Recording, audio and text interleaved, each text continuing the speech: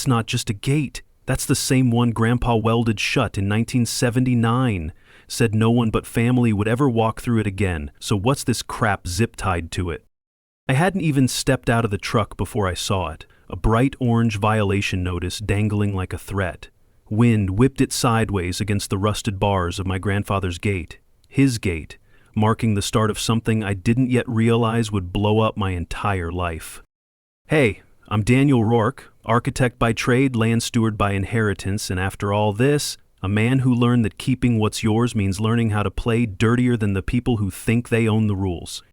Before we dive in, tell me where you're watching from in the comments. And don't forget to hit that subscribe button, because this story, it gets wild. So back to the gate. I got the call from my sister Emma that morning. She sounded out of breath, not from running, just angry. There's some kind of code enforcement tape all over Grandpa's property, something from the HOA. They're saying it's non-compliant. Non-compliant? My jaw clenched. That land had been in our family for 3 generations. Grandpa Samuel Rourke didn't just own it, he fought for it, literally. Vet, welder, and the most stubborn man to ever curse at a fence post. The property was 10 acres of oak, creek, and stone, backed up against a ridge no developer could touch.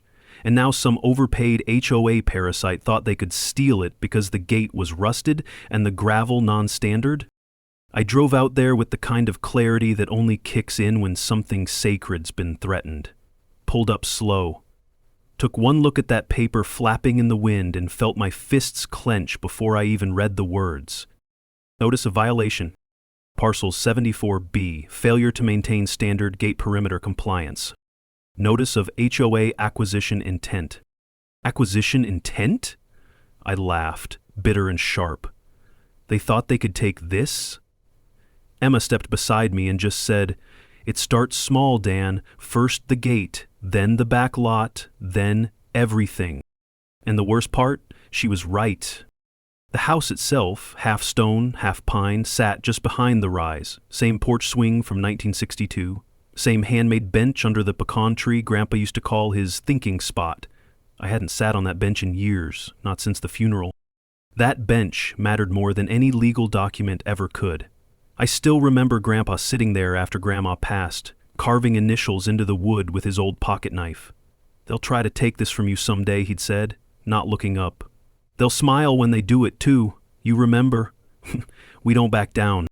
I hadn't thought about those words in over a decade. But now, reading this notice, I could hear him again.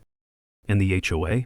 They weren't subtle. Within a week, another letter showed up, this time certified, citing new infractions: weeds over 6 inches, unauthorized gravel pathway, unregistered fencing materials. A fine of $1,200.00, due in 14 days. After that, a hearing to consider administrative seizure for preservation compliance. Emma paced the porch while I scanned the letter. "They've done this to other folks," she said. "Mrs. Delaney, down the road, lost her backfield last year. Said they cited her for bird bath drainage." A bird bath? I didn't say much, just sat down on that old bench under the pecan tree, my hand instinctively brushing the carved initials, SR plus MR. That's when I knew. This wasn't about fines. This was a power play. The HOA didn't care about compliance. They wanted leverage. They wanted to absorb the land, bulldoze the memories, and build another identical subdivision with 5-car garages and mailbox flags. To them, my grandfather's land was underutilized legacy space, just an untapped commodity. To me, it was blood. I walked the line of the fence that evening, marking out old survey posts, iron pegs Grandpa had hammered in by hand. I knew they wouldn't find those on any of the new digital plats, and I knew that meant something. But at the time, I didn't know just how deep this rabbit hole went, or how far they were willing to go to erase a man's legacy. All I knew was one thing: they came after the wrong gate. I didn't sleep much that night. The bench, the initials, the violation notice, it all stayed with me. That land wasn't just soil and timber, it was stitched into my blood. So when I pulled into the driveway the next morning and saw a bright yellow parking violation on Emma's old Honda, I laughed. Not because it was funny, but because the absurdity had finally gone from irritation to insult. Parking too close to a non-standard curb? Emma read it aloud, her voice dripping with disbelief. Dan, we don't even have a curb. It's a gravel driveway. I picked the ticket off the windshield, read it again, and nodded. They're baiting us. And just like that, the next play was obvious. Across the street, a white SUV idled too long to be casual. Meredith Vaughn, HOA president. Her signature bleach blonde bob was visible behind the steering wheel. She wasn't even hiding the fact she was watching. When our eyes met, she gave a little wave, smiling like we were neighbors, chatting over lemonade instead of enemies in a slow-motion land grab. Friendly, I muttered. She always waves like that right before they find somebody, Emma said.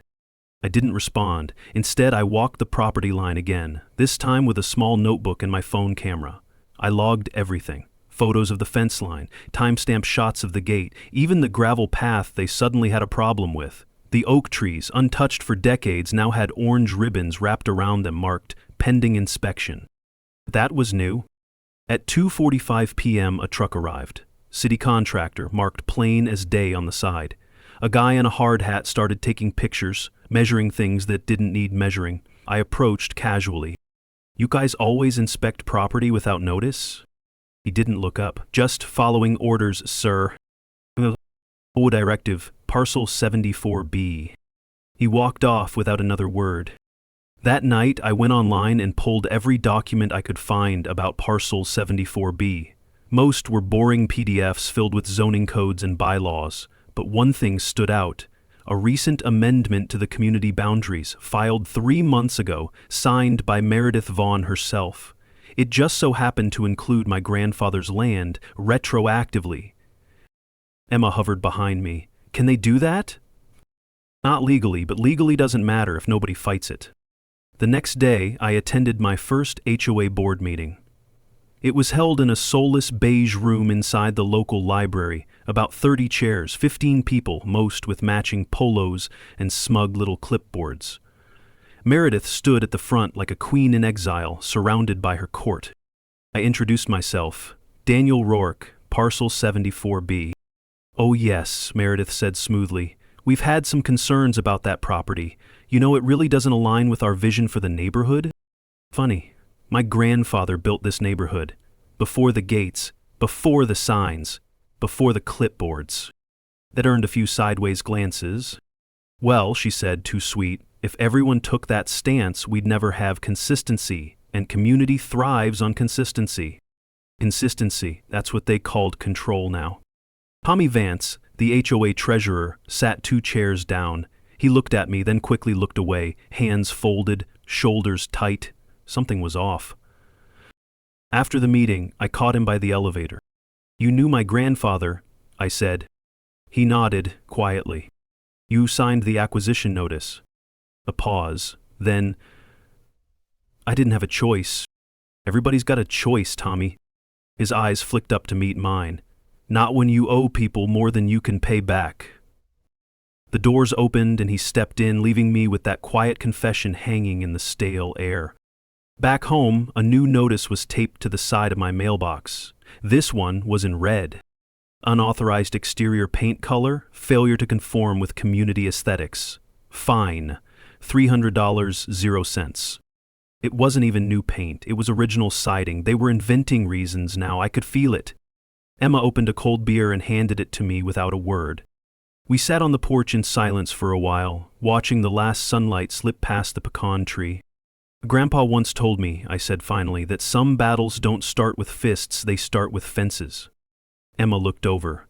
Well then, we better start planning ours. The next morning, I found Emma sitting cross-legged on the porch, flipping through one of Grandpa's old notebooks, the leather one with his initials burned into the corner. You ever notice how Grandpa kept a record of everything, she said without looking up? Fence lines, weather, even which neighbor borrowed his rake in '97? Nodded, sipping my coffee. He believed memory meant nothing without proof. That thought stuck with me as I drove into town, to pull the county plat maps. If the HOA thought they could redraw boundaries with a pen, I wanted to see what Grandpa's property looked like before they tried to reframe history. The clerk behind the counter was helpful, barely. I filled out the form, waited 20 minutes, and finally got a folder full of photocopied survey pages that smelled like dust and toner. That's when I spotted it. A 1982 boundary signature, notarized and sealed, listing the Rourke land as separate from the governing community district. Stamped and stored. Problem was, the newer files didn't match. The lines were cleaner, neater, and curved around the land like it had been conveniently sliced into the HOA perimeter. They'd rewritten the borders without a vote. I copied everything and headed straight for the HOA office. It sat in the old bank building downtown. 2 floors, fake plants, and one too many framed mission statements. A receptionist offered me a clipboard with a complaint form. I handed it back and asked to speak with Tommy Vance. "He's in his office," she said hesitantly. "End of the hall, left side." I didn't knock. I just stepped in. Tommy was hunched over a ledger, flipping through pages like they were wired to explode. When he saw me, he froze, hand still hovering over a column of numbers. "I just need to ask one question," I said. "When did the board vote to redraw my property into the HOA zone?" He didn't answer. Instead, he sat back, rubbing his temples. He looked tired, more than tired, threadbare. The man who used to bring butterscotch candy to my 10th birthday party was now swallowing something far more bitter. "You didn't vote, did you?" Still no answer, but his jaw tensed. "Tommy," I said, softer, "they're setting a precedent. If they take my land, they'll take the next and the next." He looked up, then, eyes glassy, fingers twitching just slightly against the table. "You know what Meredith said at the meeting last month?" he said finally. "She said, if we tighten the belt now, we can flip that entire stretch of land by Q3. That's how she put it. Flip it. And you're still signing off on this?" His lips parted, but no sound came out. He just closed the ledger. "You should go, Dan. Please." So I did, but not before noticing the page he'd just marked. Line item, Survey Reallocation Budget Phase 2. That afternoon, I drove to the edge of our property and found 3 more orange markers, spaced out like teeth along the fence line. They weren't just inspecting, they were plotting something. Emma met me by the shed, holding Grandpa's notebook like it was a legal brief. "I found something," she said. "Look." She flipped to a dog-eared page, circled twice in blue ink. "Leasement Agreement, Hollow Creek Boundary. Nina has copy, filed under Samuel Rourke, 1986. Nina, as in Nina Patel? She's still at the library, right? Emma nodded. I looked out at the pecan tree, the same one that had shaded us for decades. We'd carved our initials in it once, thinking we were clever, and now it stood there, silent, like a witness too old to speak but still full of secrets. That night I sat on the porch again, staring at the tree, the house, the gate, everything they were trying to erase. They weren't going to get away with this, and I wasn't going to fight it alone. By the next morning, the air felt different. Not in a poetic way, in a wrong way. Emma noticed it first. "You hear that?" she asked. I paused, listened. Silence. No wind, no bird call, no gravel crunch under a mail carrier's tires. Just an unnatural stillness that made my neck tense. Then we heard it. A chainsaw revving, somewhere near the tree line. We bolted out back. 2 contractors in orange vests stood on our property, cutting through a dead limb of one of Grandpa's oaks, the same tree that anchored the eastern property line, the one Grandpa had always said marked the start and end of what's ours. "Hey," I shouted, storming down the hill, "who told you to cut that?" One of them looked up, annoyed. "OA directive, hazard mitigation order." "You're on private land," I snapped. "This land isn't in your jurisdiction." He shrugged, revving the saw again. "Not what the map says." Before I could take another step, he dropped the branch right onto the old barbed wire fence, snapping the post clean in half. A section collapsed into the leaves with a heavy crack. That sound, that was the moment I snapped to, "Turn off that damn saw or I'm calling the sheriff." They hesitated just long enough for me to grab my phone and start recording. Not yelling, just facts, date, time, location. Then I swung the camera around to the flattened fence and zoomed in on the ripped wire. They left within 3 minutes. Emma joined me at the broken post, eyes wide. "That was intentional, Dan." "Of course it was," I muttered, snapping a photo. "They wanted a reason to declare the perimeter unsafe. Back at the house, we found a red envelope taped to the front door. Notice of non-compliant perimeter security, parcel 74B. Fine, $950, 0 cents, administrative review pending. Emma stared at the paper, then laughed bitterly. They break it, then charge us for not fixing it fast enough? They're building a paper trail, I said. They want to make us look like we're too disorganized to fight back. So I did the one thing I hadn't yet. I posted the footage. I uploaded the full clip, und edited, to a private neighborhood forum, captioned it, HOA trespassing and vandalizing private property, recorded on Rourke land, no permit shown. By noon, it had over 200 views. By 4 p.m. it had been removed. By 6 p.m., my login had been suspended from the forum. That evening, Deborah Klein, our nosy neighbor with a reputation for filming squirrels and sidewalk cracks, walked over carrying a flash drive. I saw what happened, she said, voice low. Didn't get it all, but I caught the second guy pushing over the fence with his foot. She held up the flash drive like it was radioactive. Just, don't mention I gave you this. You recording everything now? She blinked. They said my bird feeders were a flight risk, so yeah, I record everything now. I thanked her, and meant it. Later that night, I looped the video again and again, watching the contractor step over the original line and crush the fence post. It wasn't random, it was precise. Emma leaned on the counter, flipping through a stack of unopened mail. You think Meredith knows you're filming? She knows now. What's the next move? I looked over at Grandpa's bench through the back window. The pecan tree glowed silver under the porch light. Even with everything going wrong, that one spot felt untouched, like it was daring the HOA to try. She wants to make this a mess, I said. We're going to make it a spotlight. Emma smirked. That sounds like war. No, I said, plugging in Deborah's flash drive. It sounds like evidence. I couldn't stop thinking about that fence, the precision of it, the arrogance, like they knew they'd get away with it. But it wasn't just about wire and wood anymore. That night, Emma found me on the porch again, laptop open, frame by frame, scrubbing through Deborah's footage. You're going to wear a hole in that video, she said, setting down 2 mugs of coffee. Family knew where to step, I muttered.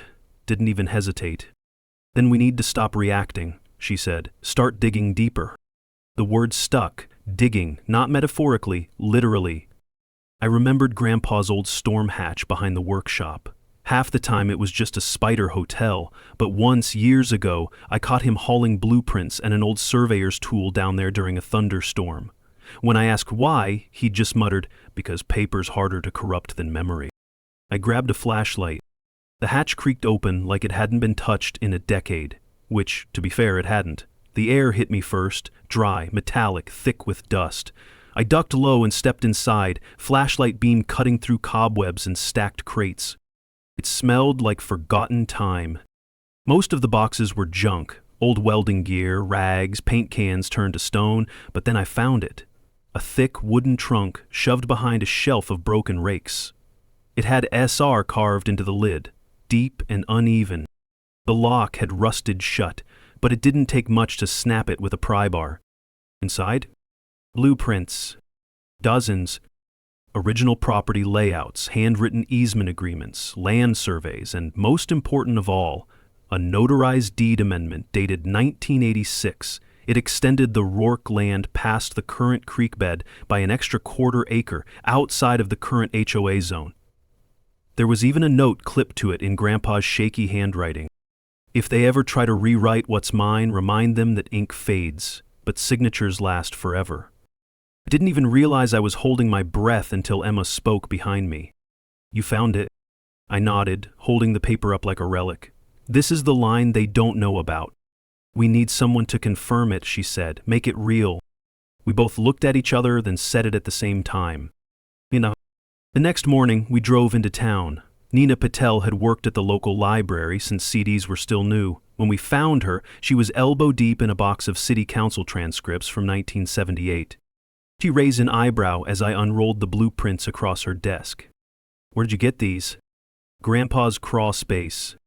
She took one look at the seal on the deed amendment and whistled. That's Judge Toller's mark. He only notarized land disputes. This is serious. You think it's still valid? She tilted her glasses down and gave me a look like I'd asked if rain was wet. Daniel, this is gold, but you'll need the matching registration from the county office to make it stick in court, and that's not online. You'll have to dig. I leaned in. Where would I even start? She smirked. They moved all the legacy archives to the basement after budget cuts. Ask for the microfilm labeled Rourke Parcel, Hollow Creek Extension. If it's still there, you'll find your match. Emma beamed. I just exhaled for the first time in hours. Before we left, Nina handed me a laminated card. Take this. It's the only key to the archive room they didn't digitize. They trust me with it. I trust you. Back home, I tucked the deed and blueprints into a sealed case and set them on Grandpa's bench under the pecan tree. Just for a minute. A breeze rustled the leaves above as if to say, about time. I didn't leave the bench until nightfall. That case sat beside me like a time bomb, fragile, full of proof, and somehow heavier than it looked. Emma stood in the kitchen window watching me. She didn't ask what I was waiting for. She knew. The next morning, we were at the county records building by 8:01. The clerk behind the front desk looked half asleep until I dropped Nina's archive key onto the counter. That got her attention. Oh, she said, sitting up straighter. That's not usually handed out? It's been handed, I said. We're looking for the Hollow Creek Extension files, Rourke property line, mid-ADS, microfoam. She pointed down the hall with a tight nod. Basement, room B4. Use the right reader, left one flickers. Basement. We descended a narrow staircase into a hallway that smelled like mildew and bad insulation. Room B4 had no windows, just rows of steel cabinets and a single humming microfoam reader in the corner. Emma flipped on the light. It flickered, then steadied. The whole place felt like a secret no one wanted rediscovered. I opened drawer 6. Folders slid like tombstones. I scanned each label until my fingers landed on one marked Rourke S. Creek Boundary Proposal. The film was brittle but intact. Headed into the reader, the screen blinked, then flicked to life, and there it was. Filed March 12, 1986. It showed the original deed plus the easement, legally recorded, notarized, and stamped with the county seal. They hadn't erased it. They'd just buried it. Emma leaned over my shoulder. You need to copy that, like yesterday.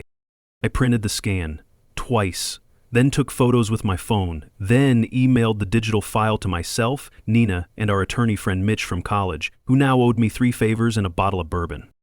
As we left the building, Emma said, You realize if Meredith ever saw that drawer, she'd light the whole cabinet on fire. I smirked. Too late, it's on 5 drives and 3 clouds. It's real now.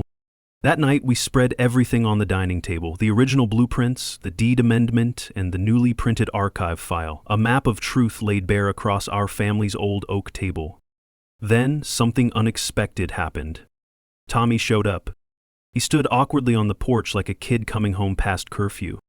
I saw the footage, he said, not quite looking at me. Of the fence. Of the tree. Funny, I don't remember seeing your name on any complaint forms, I replied. He winced. I didn't sign those. Meredith drafts, then passes them around like birthday cards. Everyone's scared to push back. Except you came here, Emma said, arms folded. Tommy nodded, slow. They're planning to fast-track an emergency acquisition vote 2 weeks from now. It's not legal, but it'll look legal. Unless we blow it open first, I said. He hesitated, then reached into his jacket and pulled out a flash drive. What's this? Recordings, he said. Meredith's been holding private meetings off books. No minutes, no members, just her and Kane. I started logging audio when things got weird last fall. Well, he looked me in the eye for the first time in months. Because your grandfather lent me the money to fix my roof, and he never asked for it back. He just said pay it forward. I didn't, until now. I took the drive. For the first time in this whole mess, I felt the tide turn.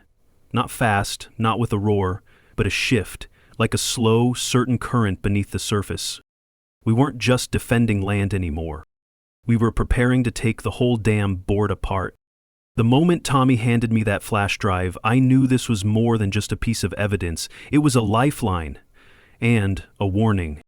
We met that evening in the back corner of Emma's living room, the faint hum of the old heater filling the silence. The drive sat heavy in my palm as Tommy's eyes darted nervously around the room. "I didn't want to get involved," he said, voice barely above a whisper, "but you've got to know the truth. Meredith, she's not playing fair. None of this is." I gestured toward the drive. "You're sure about what's on here?" He nodded, swallowing hard. "Recorded board meetings, side deals, off-the-record votes. They're fabricating approvals, forging signatures. It's all there."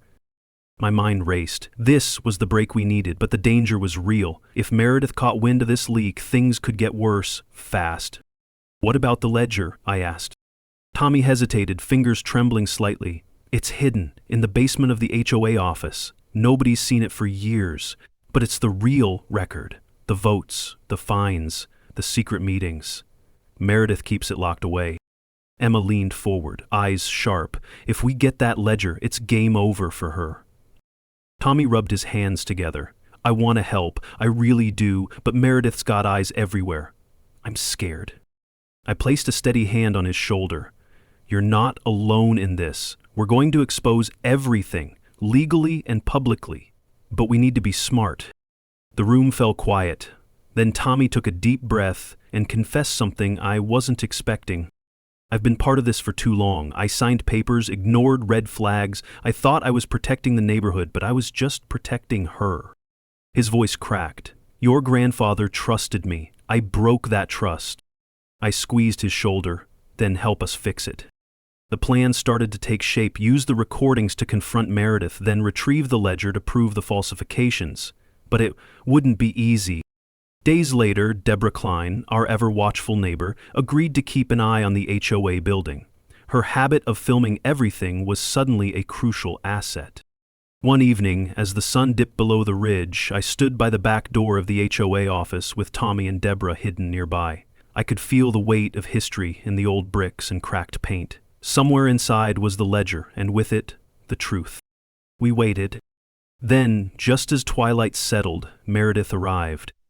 Her usual calm facade was tinged with something sharper. Paranoia, maybe. She locked the door behind her, unaware that Deborah's camera was rolling. Tommy watched from the shadows, hands clenched. "We have to get that ledger," I whispered, "before she hides it again." The next day we devised a distraction. Emma called the HOA office under the guise of a concerned resident with questions about a new zoning law. While Meredith was distracted on the phone, Tommy slipped inside the basement door we'd located earlier. The basement was cold and musty, filled with old filing cabinets and boxes labeled confidential. Tommy's flashlight beam danced over rusted locks and dust-covered shelves. Minutes felt like hours.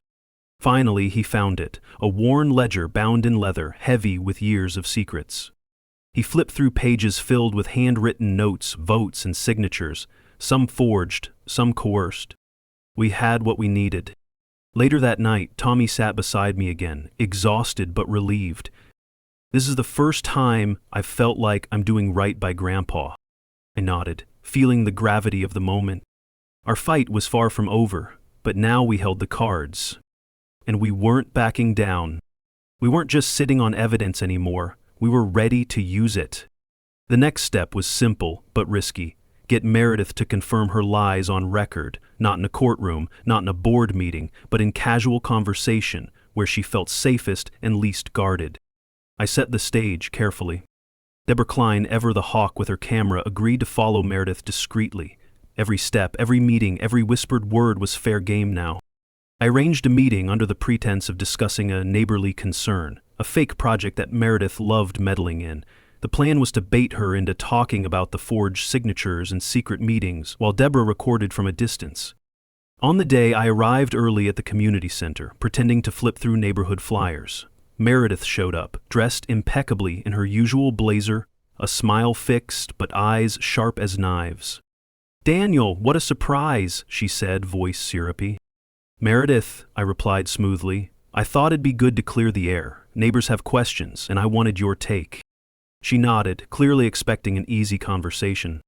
I steered the talk toward the acquisition process, dropping in hints about the boundaries, the ledger, and the vote. Her smile flickered. "Oh, Daniel," she said, "those decisions are always made with the community's best interest in mind. Procedures followed to the letter." I leaned in slightly. "Even when some votes aren't officially recorded?" Her eyes narrowed. "Some things don't require paperwork." It was a slip. Deborah's camera caught it all. Meredith shifted gears, smiling again. "We all want the neighborhood to thrive. Sometimes tough decisions are necessary." "Tough decisions," I echoed, "like pushing out the last original landowner?" Her smile froze. "That's not what this is about." But the seed was planted.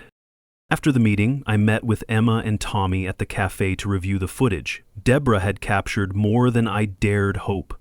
There were references to fast-tracking and quiet approvals, mentions of board members too afraid to speak up, and veiled threats about legal consequences for dissenters. It was a bombshell, but knowing was just the start. We had to prepare for retaliation. Tommy was anxious. "She'll come after us hard." "Let her," I said. "We have the ledger, the recordings, and the community's attention starting to shift." Emma nodded. "Now we need a legal shield and a public sword." Over the next days, I connected with Mitch, our attorney, who immediately saw the value in our findings. "You've got enough here to call an emergency HOA meeting and force a vote of no confidence," Mitch said, "but timing and proof have to be airtight."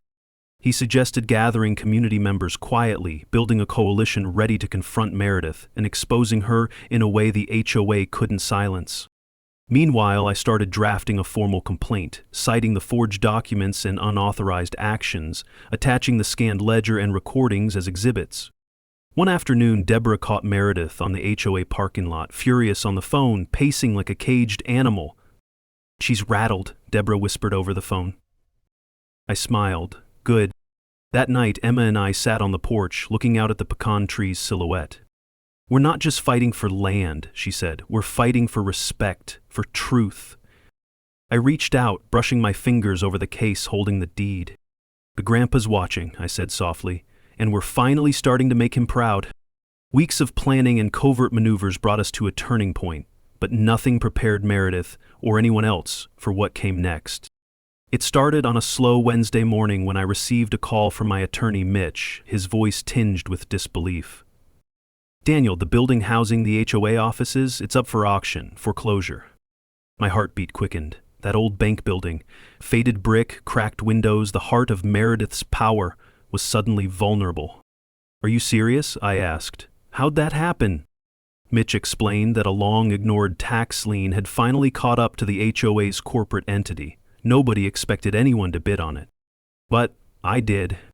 Later that day, I transferred the funds legally and cleanly, using inheritance money Grandpa had set aside for just such an emergency. The deed came through by the next morning. I owned the building. The irony was delicious. That afternoon, I drove to the property. The sun glinted off the peeling sign, Maplewood HOA. Now it bore a new shadow, mine.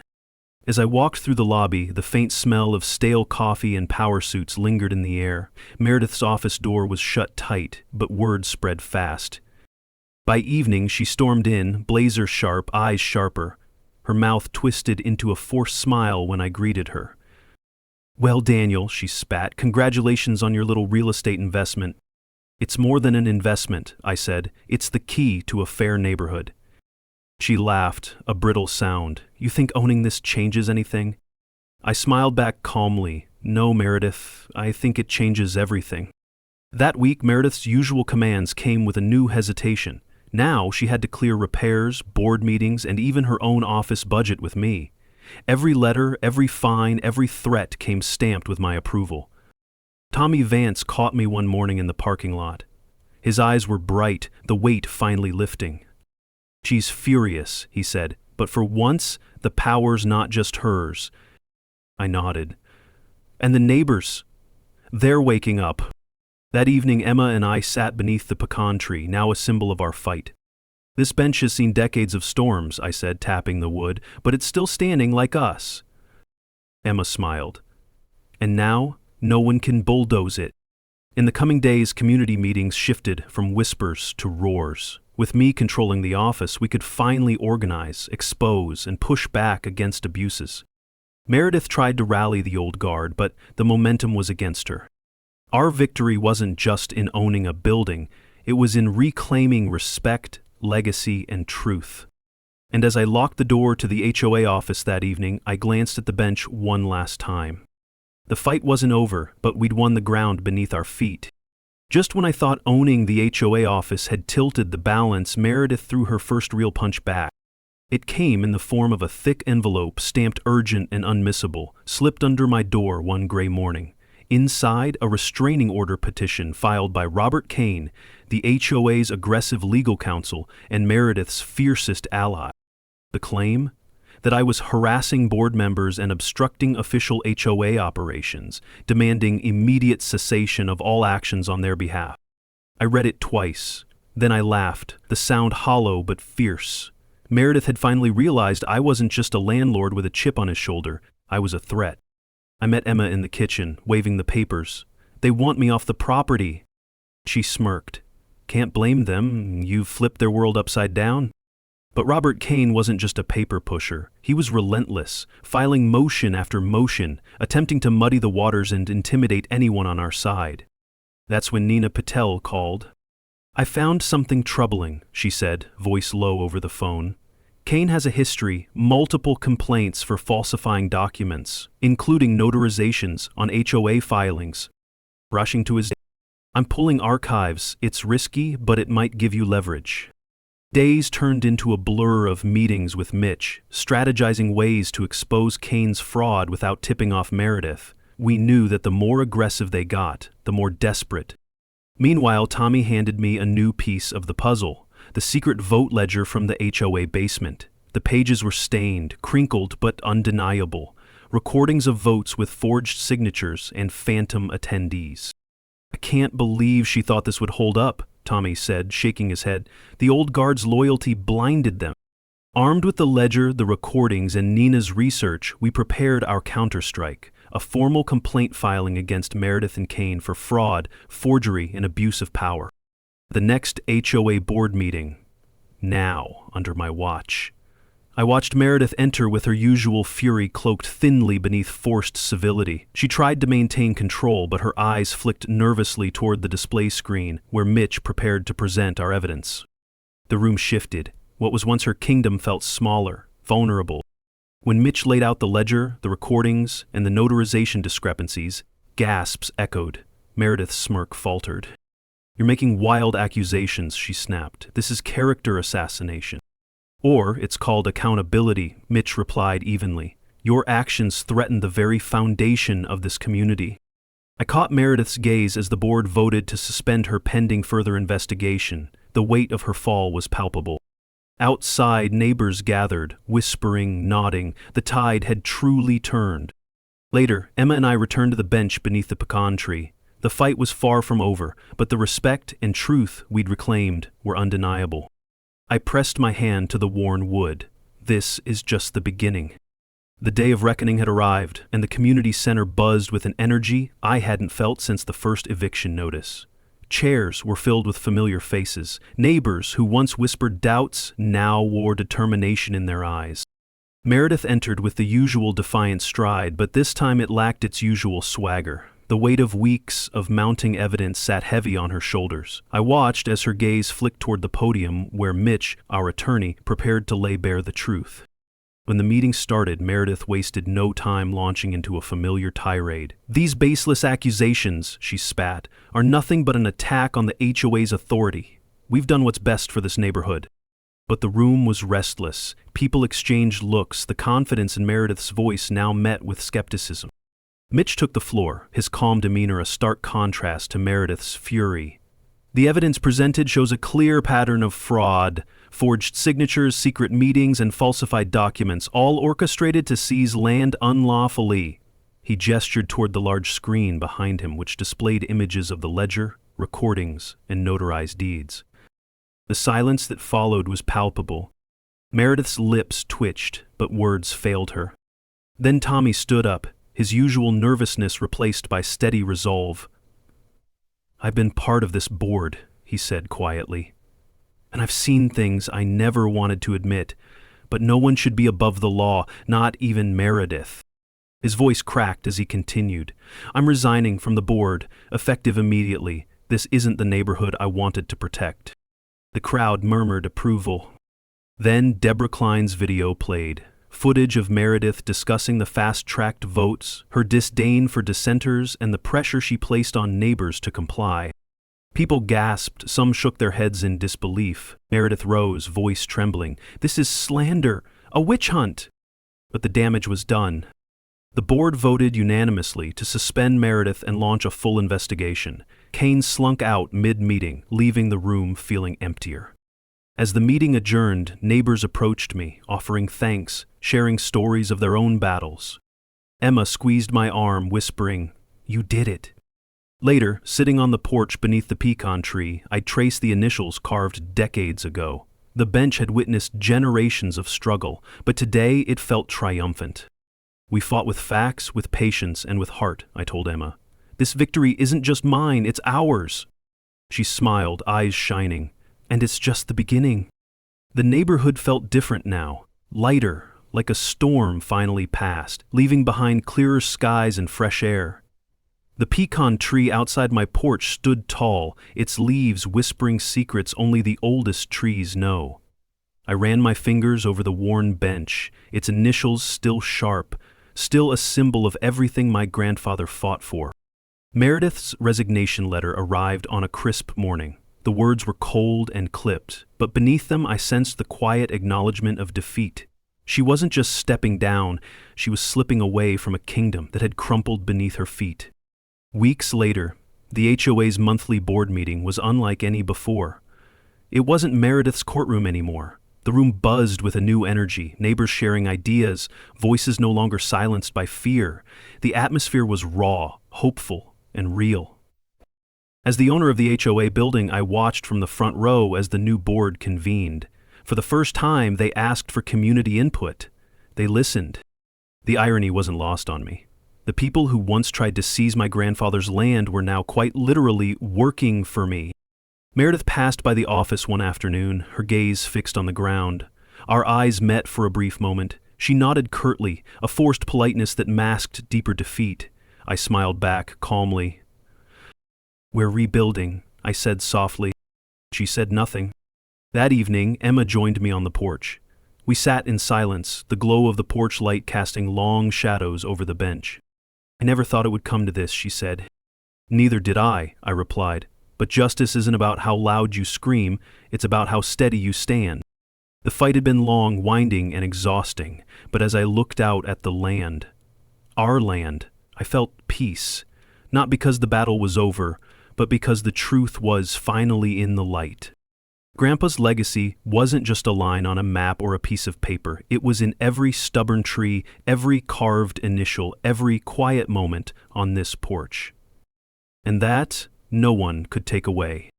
They tried to erase us, but like this tree, we stood firm, rooted in truth and unyielding. Where are you watching from? Have you faced an HOA battle or fought to protect something dear? Share your story below, because every voice deserves to be heard. If you're new here, hit subscribe to join us as we uncover stories of justice, resilience, and standing up for what matters most.